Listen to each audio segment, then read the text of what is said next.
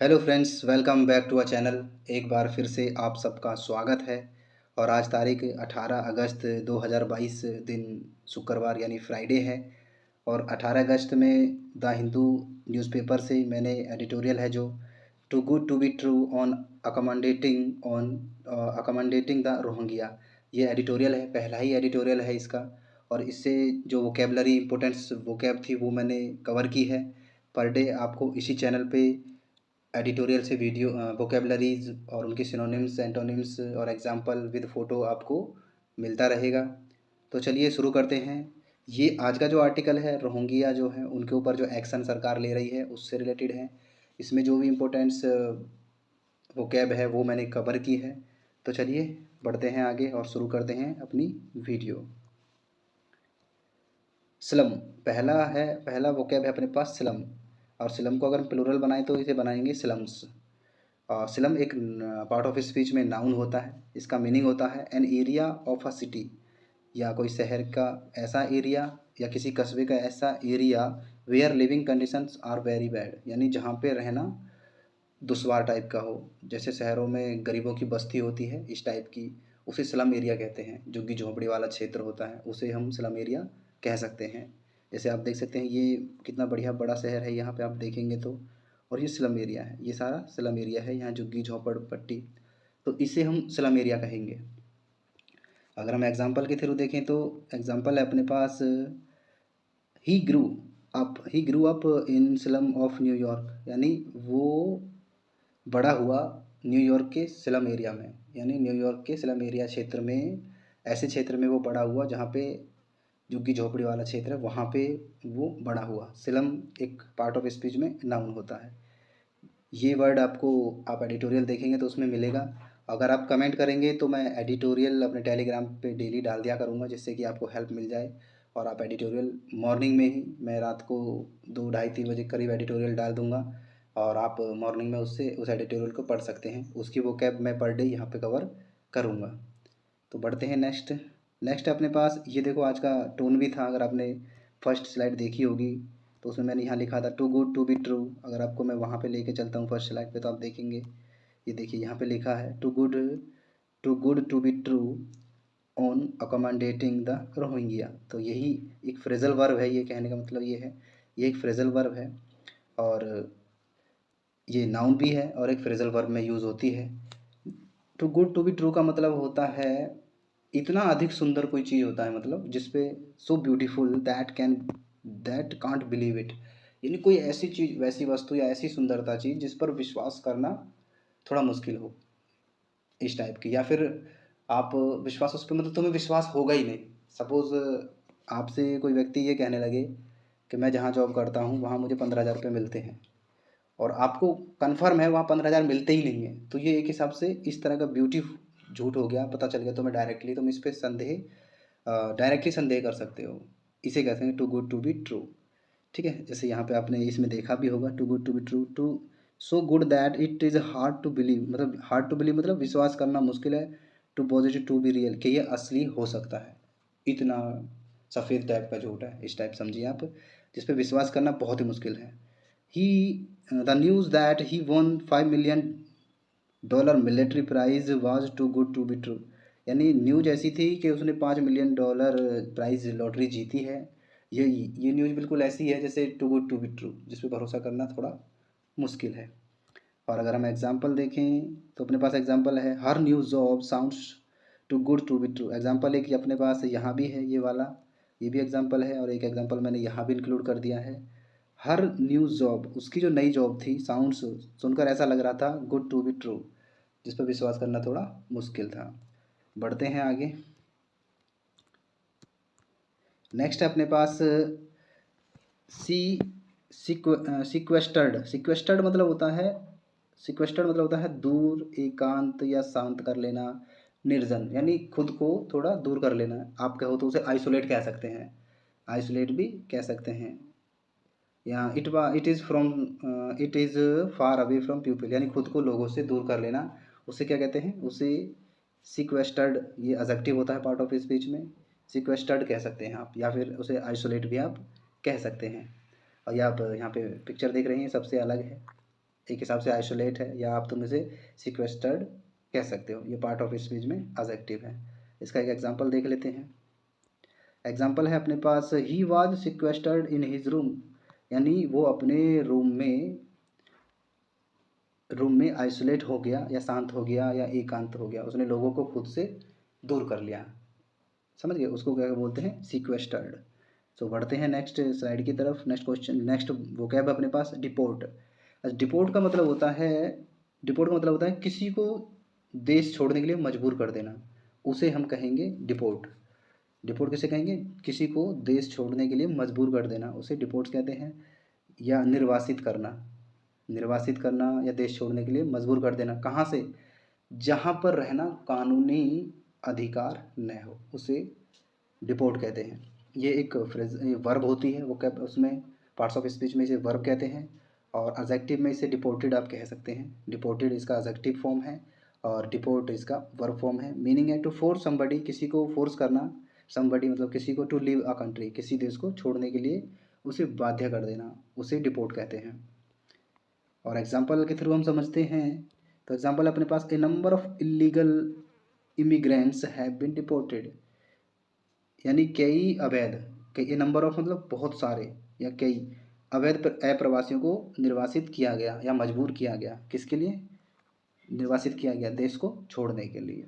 Deported मतलब छोड़ने के लिए, या देश को छोड़ने के लिए बाध्य किया गया। ए नंबर ऑफ इलीगल यानी अवैध, अवैध इमिग्रेंट्स मतलब होता है अप्रवासी, यानी नंबर ऑफ इलीगल अवैध इमिग्रेंट्स मतलब अप्रवासी has been deported. Number of यानी कई अवैध प्रवासियों को निर्वासित, देश छोड़ने के लिए मजबूर किया गया। बढ़ते हैं अपने नेक्स्ट वोकैब की तरफ। नेक्स्ट अपने पास, ये भी बड़ा प्यारा शब्द है और इम्पोर्टेंट भी है, अनइक्वेकल। अनइक्वेकल, अनइक्वेकल निसंदेह या स्पष्ट, निसंदेह या स्पष्ट, या तुम कह सकते हो इसको असंदिग्ध, यानी जिस पर भरोसा कर सकते हो तुम, उसे उसे अनइक्वेकल कहते हैं। ये एडजेक्टिव होता है पार्ट ऑफ स्पीच में, और इसका मीनिंग होता है एडमिटिंग ऑफ नो डाउट, मतलब किसी पे बिना शक के, संदेह के स्वीकार कर लेना किसी चीज़ को। या मिसअंडरस्टैंडिंग, मिस अनअंडरस्टैंडिंग यानी बिल्कुल विदाउट हेजिटेशन, विदाउट डाउट तुम किसी बात को एक्सेप्ट कर लो, उसे हम कहेंगे अनइक्वेवोकल। ठीक है, और यहाँ लिखा भी देखो, लिविंग नो डाउट, और या फिर तुम इसे कह सकते हैं अनएम्बिशियस, ये इसी के सिनोनिम्स हैं। और एग्जांपल के थ्रू आपको इजीली समझ में आ जाएगा अगर मैं एग्जांपल निकालता हूँ तो। एग्जांपल है, हिज आंसर, जो उसका उत्तर था, वाज एन इक्विवोकल यस, यानी उसका जो आंसर था निस्संदेह हाँ था, हाँ निस्संदेह था। और अगर आप, मैं पूछूँ यहाँ ए क्यों नहीं लगाया, आर्टिकल होते हैं ना ए एन और द, तो यहाँ एन क्यों लगा है, कमेंट बॉक्स में बताना, नेक्स्ट में मैं बता दूंगा, या चलो मैं बताता हूँ, आपने पॉज करके देखना एक बार कि यहाँ एन क्यों नहीं लगा। देखिए पार्ट ऑफ, अपने पास 3 आर्टिकल होते हैं, अपने पास स्वर और व्यंजन होते हैं, यानी वोवेल्स और कॉन्सोनेंट होते हैं। तो ये जो वर्ड है ना, इसका जो साउंड है वो किससे निकल रहा है, अन, आ से। और जहाँ ए ई आई ओ यू ये होते हैं ना, ये अपने पास वोवेल्स होते हैं। इससे अगर कोई वर्ड शुरू होता है पर और उसकी साउंड भी इनके जैसी होती है, स्वर वाली साउंड होती है, उसे हम, उसके स्टार्टिंग में हम आर्टिकल एन लगाते हैं। ठीक है, जैसे इसमें निकाल, इसमें लिखा होता है अनइक्व अन, तो लगा ना ए, तो इसलिए हम एन लगाएंगे। आ लगाए ना इसके आगे, आ इसीलिए। और आ से लेके अह तक हमारे पास क्या होते हैं, हिंदी में स्वर होते हैं, और इंग्लिश में हमारे पास यही 5 होते हैं वोवेल्स। ठीक है, आई होप क्लियर हुआ होगा, तो इसलिए यहाँ पे आर्टिकल एन लगा है। नेक्स्ट अपने पास, स्मोकिंग अनइक्वली कॉज्ड कैंसर, यानी जो क्या बोलते हैं, धूम्रपान है निस्संदेह कैंसर का कारक है, निस्संदेह कैंसर का कारक है धूम्रपान। आप छवि देख सकते हैं यहाँ पे, फोटो मैंने इसीलिए लगाई है जिससे कि आपको इजीली समझ में आ जाए। बढ़ते हैं नेक्स्ट वोकैब की तरफ अपना। नेक्स्ट है ब्रंट डाउन। ब्रंट डाउन ये एक फ्रेजल वर्ब है। ब्रंट डाउन मतलब होता है धीरे धीरे समाप्त होना, धीरे धीरे खत्म हो जाना, या धीरे धीरे कम हो जाना, उसे हम कहते हैं ब्रंट डाउन। ये फ्रेजल वर्ब है, और आप इसे ऐसे भी यूज़ कर सकते हैं, कहते हैं to be completed destroyed by fire to become smaller. देखो यहाँ लिखा है ना, धीरे धीरे कम होना, टू बिकम स्मॉलर। और आग से जलकर पूर्णतः नष्ट हो जाना, भस्म हो जाना, इसे कहते टू बी कंप्लीटेड यानी पूर्णतः। डिस्ट्रॉय मतलब नष्ट हो जाना बाय फायर। बाय फायर उसे हम क्या बोलते हैं, ब्रंट डाउन। ये फ्रेजल वर्ब की तरह यूज़ होता है। और आप यहाँ देख सकते हैं ये छवि है, ये इस कोई भी वस्तु धीरे धीरे जो नष्ट होती है उसे हम बोलते हैं ब्रंट डाउन। Brunt down. आप इसको अक्सर तो आग के तौर पे ही यूज़ किया जाता है। जैसे कहीं पे आग लग जाए तो वो धीरे धीरे धीरे नष्ट हो जाती है ना, आग जलते जलते जलते जलते खत्म हो जाता है, सब कुछ भस्म हो जाता है। वहाँ पे अक्सर हम ये बर्न मतलब आग होता है ना, BURN, BURN बर्न मतलब आग होता है ना, ये बर्नट है।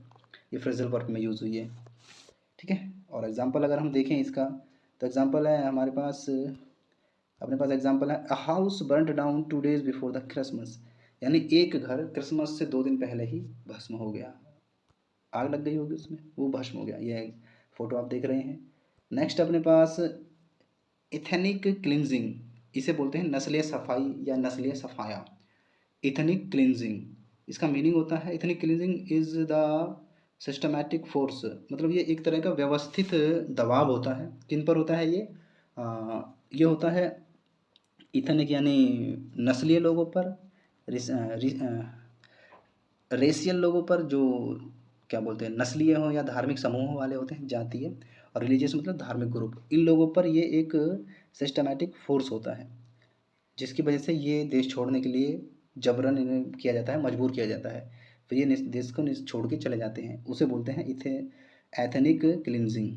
एथनिक क्लिनजिंग यानी किसी को, किसी नस्ल, किसी की नस्लीय चीज़ को, ग्रुप है कोई नस्लीय जाति है या कोई धार्मिक ग्रुप है, उसको ज़बरदस्ती देश छोड़ने के लिए मजबूर कर देना, उसे कहते हैं हम एथनिक क्लिनजिंग, ठीक है। ये आप यहाँ पे फ़ोटो देख रहे होंगे, ये म्यांमार रोहिंग्या लोगों की ही है। ये मैंने गूगल से उठाई है, इजीली आपको भी मिल जाएगी। द हिंदू एडिटोरियल में आप ये वर्ड ज़रूर देखेंगे, आज आपको ये वर्ड मिलेगा। जितने भी मैंने अभी कवर किए हैं सारे वोकैब आपको द हिंदू में ही मिलेंगे। एडिटोरियल पहला ही एडिटोरियल है, वहाँ पे ये मिल जाएंगे आपको ईज़िली। आप कमेंट करेंगे तो मैं ये एडिटोरियल आपको प्रोवाइड डेली टेलीग्राम पे करा दूंगा। टेलीग्राम का लिंक आपको डिस्क्रिप्शन में मिल जाएगा, वहाँ से ईज़िली आप इसे इसका PDF और ये वाला PDF भी वहाँ से आप प्राप्त कर सकते हैं। आप कमेंट करेंगे तो मैं पर डे वहाँ पे द हिंदू का एडिटोरियल डाल दिया करूँगा, और मॉर्निंग में आपको वो कैब की वीडियो मिल जाया करेगी, जिससे कि आपको डाउट्स क्लियर हो जाएं। पढ़ते हैं नेक्स्ट, या एग्जांपल देख लेते हैं। सॉरी, पहले the Burmese military has been conducted ethnic cleansing against the Karen and other minorities in Burma. यानी बर्मा की सेना ने, यानी बर्मिस मिलिट्री यानी बर्मा की सेना ने कहाँ पर, कैरन और अदर माइनॉरिटीज़ को, कैरन में सॉरी बर्मा में कैरन और अन्य नस्लीय जो अल्पसंख्यक लोग थे उनका सफाया किया था या कर रही है, उसको ये एग्जाम्पल है। बढ़ते हैं नेक्स्ट की तरफ। ये अपना लास्ट है आज का, हैप्लेस। हैप्लेस मतलब होता है, हैप्लेस बोल सकते हैं या हाप्लेस बोल सकते हैं आप इसे। हैप्लेस मतलब होता है अभागा या भाग्यहीन, यानी मजबूर टाइप का। आप इसे सैड भी कह सकते हैं, उदास भी कह सकते हैं, एक अदर शब्द में आप इसे उदास कह सकते हैं, ठीक है। और हैप्लेस मैंने बता दिया एडजेक्टिव होता है पार्ट ऑफ स्पीच में ये। इसका मीनिंग होता है समवन हु इज़ अनफॉर्चुनेट, यानी कोई ऐसा व्यक्ति जो अनलकी हो, अनफॉर्चुनेट हो, उसे हैप्लेस बोलते हैं। तो ये पार्ट ऑफ स्पीच में एडजेक्टिव होता है। ये देखिए आप, ये बेचारे अब आगे हैं, 2 वक्त की या 1 वक्त की रोटी, 2 वक्त की रोटी के लिए परेशान हैं, लाइन लगानी पड़ रही है इनको। तो ये पिक्चर से आपको चीज़ें क्लियर हो रही होंगी। ये सब बेचारी लड़कियां हैं, देखिए मजबूर हैं, आप उसे हैप्लेस कह सकते हैं। एग्जाम्पल के थ्रू समझने की कोशिश करते हैं। Hapless I gave some decision which were against powerful people. Hapless यानी मेरे अभाग्य कुछ निर्णय ऐसे थे जो मैंने पावरफुल लोगों के लिए, पावरफुल लोगों के खिलाफ, अगेंस्ट मतलब खिलाफ लिए थे। Hapless I gave some, hapless यानी अभागे या गलत निर्णय, सम डिसीजन या मजबूरन, आप कह सकते हैं मजबूरन। मजबूरन आई गिव सम डिसीजन, मैंने कुछ डिसीजन लिए, निर्णय लिए, विच वर, अच्छा यहाँ पे विच लगा है, ये भी एक कॉन्सेप्ट है। यहाँ 3 चीज़ें होती हैं, देखो, एक होता है विच, एक होता है हु, और एक होता है दैट। तो ये तीनों का कॉन्सेप्ट एक साथ ही चलता है। कभी एडिटोरियल पढ़ाऊंगा नेक्स्ट में, जब सब्सक्राइबर थोड़े ज़्यादा हो जाएंगे और थोड़ा मेरे पास समय होगा, तो मैं इन तीनों का ये इसको हम बोलते हैं रिलेटिव प्रोनाउन। तो ये रिलेटिव प्रोनाउन है, लेकिन इन सब के अलग अलग यूजेज हैं। यहाँ पे विच क्यों लगा है जी, आप मुझे कमेंट करके बता सकते हैं। बाकी मैं कभी एडिटोरियल पढ़ाऊंगा तो मैं बता दूंगा यहाँ विच क्यों लगा है, दैट क्यों लगाया हमने, या फिर हम हु क्यों नहीं लगा रहे हैं यहाँ पे। ठीक है, तो मेरा जो डिसीजन था है प्लस मजबूरन आई गिव सम डिसीजंस, मैंने कुछ निर्णय लिए विच वर अगेंस्ट, किन के खिलाफ, पावरफुल लोगों के खिलाफ मैंने कुछ मजबूरन डिसीजन लिए थे। ये 8 इम्पोर्टेंट वर्ड्स थे आज के एडिटोरियल से, जो मुझे इम्पोर्टेंट्स लगे थे और जो एग्ज़ाम में जिनकी पूछे जाने की संभावना ज़्यादा थी, क्योंकि ये करंट अफेयर्स के टॉपिक होते हैं, आप सब जानते हैं एडिटोरियल में, और इससे क्वेश्चन बन सकता है रोंगियों के ऊपर। तो इसीलिए ये वाले जो इम्पोर्टेंट्स थे ये मैंने कवर कर लिए हैं, बाकी उसमें सब नॉर्मल था, तो ज़रूरी नहीं है ये आज तो 8 ही हैं, आपको नेक्स्ट 10-15 भी मिल सकते हैं, और 8 तो कम से कम 8-10 तो मैं कवर करूँगा ही करूँगा। सो आई होप आपको वीडियो पसंद आई होगी। सो प्लीज़ चैनल को सब्सक्राइब कर लेना और बेल आइकन को दबा लेना। मैं मिलता हूँ नेक्स्ट वीडियो में। थैंक्स फॉर वॉचिंग, वीडियो देखने के लिए धन्यवाद। चैनल को ज़रूर सब्सक्राइब करें, जो भी नए हैं प्लीज़ चैनल को सब्सक्राइब कर लेना, बेल आइकन को दबा लेना, और हाँ प्लीज़ लाइक और शेयर ज़रूर करना, सब्सक्राइब ज़रूर करना। मैं मिलता हूँ नेक्स्ट वीडियो में, तब तक के लिए जय हिंद, जय भारत।